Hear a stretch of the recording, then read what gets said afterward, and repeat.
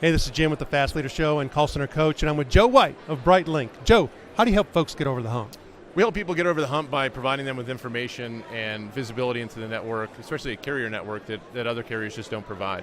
And that's anywhere from historical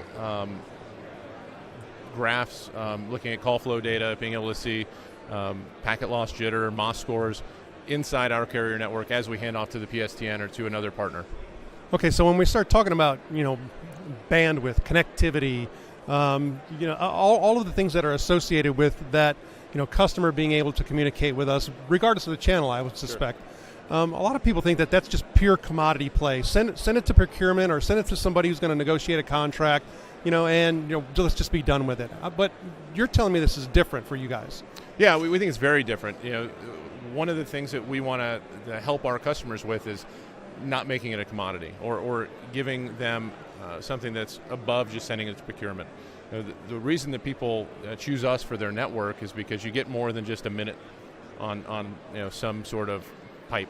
You get the visibility. You understand, hey, we had a great call score. There was no jitter. There was no packet loss. You get real visibility into what's happening. So when we start talking about the supervisor, that's a critical role in the contact center. How do you make a supervisor, frontline supervisor's job easier?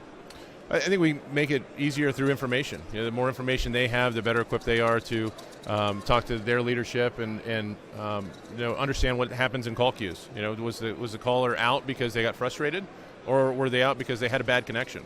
And a lot of times when you're looking at abandon rates and you're looking at the statistics that really make a contact center successful, that's very important, and that's a layer of data that we give that no other carrier out there does. So I guess you'd say for me, and I can see this even for myself, is that the whole connectivity and call quality thing is something that customers just don't tolerate anymore. So when you start looking at that visibility component, what do you really mean by that? Yeah, so we mean that you can see, was there any choppy audio? Was there something in the call that caused that user to hang up or to disconnect or to get frustrated other than what they may have called in about? That's why we also, when we can, negotiate high definition audio, and our visibility will show you this call was in HD or wasn't in HD.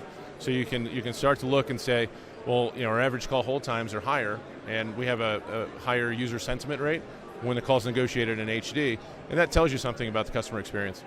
So then I also suspect that even when you start talking about different channel, more and more contact centers using video, meaning that also comes into play when you start looking at how is the customer best served and where do they feel that their best level of experience is based on all of those different channels. Is that correct? Yeah, no, absolutely. And we can look at those things as well. We actually do some video services through a microservice in our UC platform.